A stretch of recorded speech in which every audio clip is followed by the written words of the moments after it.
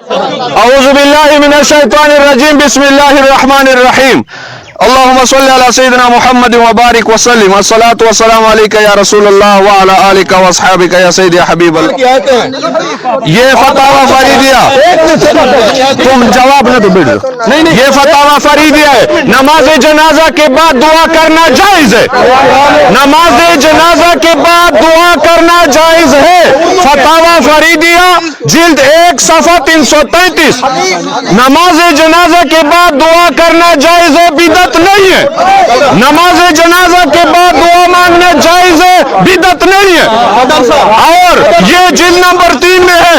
اگر کوئی یہ دعویٰ کرے کہ پیغمبر علیہ السلام نے اور سلف صالحین نے یہ دعا نہیں کی ہے تو یہ پیغمبر علیہ السلام پر افتراء ہے. مفتی فرید اگر کوئی یہ دعویٰ کرے کہ حضور نے دعا نہیں کی، صحابہ نے نہیں کی، یہ بہتان ہے، افتراء ہے، کسی کتاب میں نہیں لکھا. یہ فتاوی فریدیہ اور یہ فتاوی فریدیہ اور فتاوی دارالعلوم دیوبند جلد نمبر 5 جلد نمبر 6 بعد نماز جنازہ قبل دفن چند مصلیوں کا ایصال ثواب کے لیے سورہ فاتحہ اور 1 بار اور سورہ اخلاص 3 بار آہستہ آواز سے پڑھنا اور امام جنازہ یا کسی نیک آدمی کا دونوں ہاتھ اٹھا کر مختصر دعا کرنا شرعاً درست ہے یا نہیں؟ جس طرح اس نے اس میں الحمد کا بھی ذکر ہے، 3 دفعہ کل کا بھی ذکر ہے. اس طرح دعا کرنا کیسا ہے؟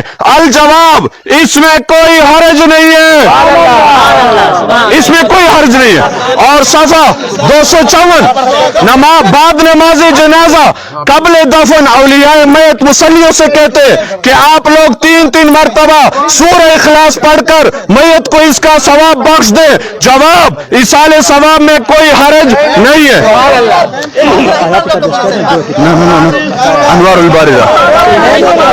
اب یہ حدیث بھی سنیں، حدیث بھی سنیں، حدیث بھی سنیں، حدیث سنیں، حدیث سنیں، حدیث سنیں.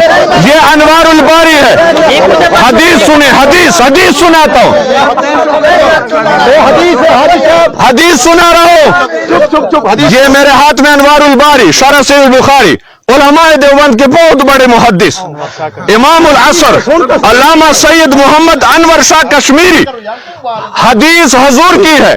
اور حدیث سے ثابت کیا ہوا؟ یہ علماء دیوبند کا وہ مسئلہ ہے جس نے حدیث سے نکالا، میں نے نہیں نکالا. حدیث میں حضور کا پڑھوں گا اور اس سے جو مسئلہ نکلا کیا ثابت ہوا. اب مولوی صاحب کا حق بنتا ہے کہ بات ختم کرے. حضرت طلحہ بن برہ انصاری کا نبی پاک علیہ السلام نے جنازہ پڑھا. اکمال شرح مشکات شریف خود صاحب مشکات نے لکھا ہے صفحہ 601 کے اوپر، طلحہ بن برہ انصاری کا. اور اس کے بعد حضور نے ہاتھ اٹھا کے دعا مانگی. اور یہ میں نہیں کہتا، انور شاہ کشمیری کہتا ہے فتح الباری.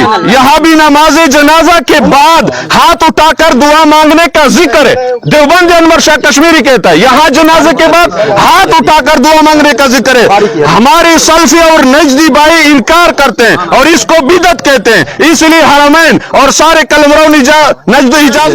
یہ بخاری شریف کی حدیث ہے، بخاری شریف کی حدیث اور بخاری شریف کی حدیث مشکات دو، بخاری شریف کی حدیث ہے. اور طلحہ الذي قال النبي صلی اللہ علیہ وسلم لما مات وصلى عليه اللهم الق طلحة وانت تضحك اليه ويضحك اليك. یا اللہ طلحہ کے ساتھ ملاقات فرما اس حال میں کہ آپ اس سے راضی ہو اور وہ تجھ سے راضی ہو.